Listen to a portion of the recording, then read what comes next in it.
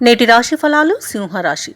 సింహరాశి వారికి ఈరోజు ఆర్థిక వ్యవహారాలు మరింత ఇబ్బందిని కలిగిస్తాయి. ఇక జీవిత భాగస్వామితో మనస్పర్ధలు అనేవి పెరుగుతాయి. గృహంలో చికాకులు అనేవి పెరుగుతాయి. ఆధ్యాత్మిక చింతన పెరుగుతుంది. దేవాలయాలను సందర్శిస్తారు. దేవాలయాలను సందర్శించినప్పుడు మీరు ముఖ్యంగా గుర్తుంచుకోవాల్సింది మీ ఇష్టదేవ ఆరాధన అనేది మీకు మంచి చేస్తుంది కాబట్టి తప్పకుండా దిశగా ప్రయత్నించండి. అలాగే వృత్తి ఉద్యోగాలలో కొందరి ప్రవర్తన మీకు చికాకు కలిగిస్తుంది. ఇక వ్యాపారస్తులు ఎవరైతే ఉన్నారో వారి యొక్క వ్యాపారాలు అనేవి మందకోడిగా సాగుతాయి.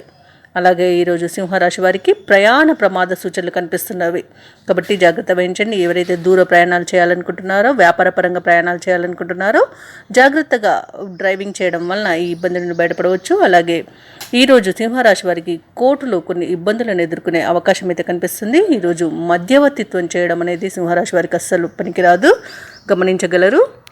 అలాగే సింహరాశి వారు ఈరోజు ఆర్థిక పరిస్థితిని అంచనా వేయకుండా ఖర్చులు చేయడం ఇబ్బంది పడతారు. అంటే అధిక ఖర్చులు వలన ఈ ఆర్థికంగా కొంత ఇబ్బంది పడే అవకాశం అధికంగా కనిపిస్తుంది. అలాగే ముఖ్యమైన కార్యక్రమాలన్నీ కూడా నత్తనడకన సాగుతాయి. కుటుంబ సభ్యులతో విభేదాలు నెలకొనే అవకాశం కనిపిస్తుంది కాబట్టి మీరు కొంత వెనక్కి తగ్గి ఉండడం అనేది చెప్పుకోదగ్గ సూచన. అలాగే ఒక సమాచారం కొంత గందరగోళం పెట్టవచ్చు మిమ్మల్ని. ఇక వ్యాపార లావాదేవీలు నిరాశపరుస్తాయి. ఇక ప్రభుత్వ ఉద్యోగులు ఎవరైతే ఉన్నారో వారికి విధి నిర్వహణపై శ్రద్ధ లోపిస్తుంది. అలాగే పారిశ్రామికవేత్తలు, చిత్ర పరిశ్రమ వారు ఎవరైతే ఉన్నారో వారు ఆచితూచి వ్యవహరించాల్సి ఉంటుంది.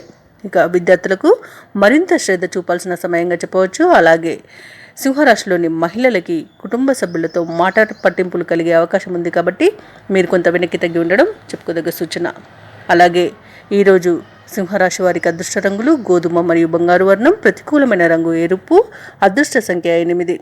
ఈరోజు సింహరాశి వారు లలితా సహస్రనామాలు పఠనం చేయడం వలన మంచి శుభ ఫలితాలను పొందుతారు.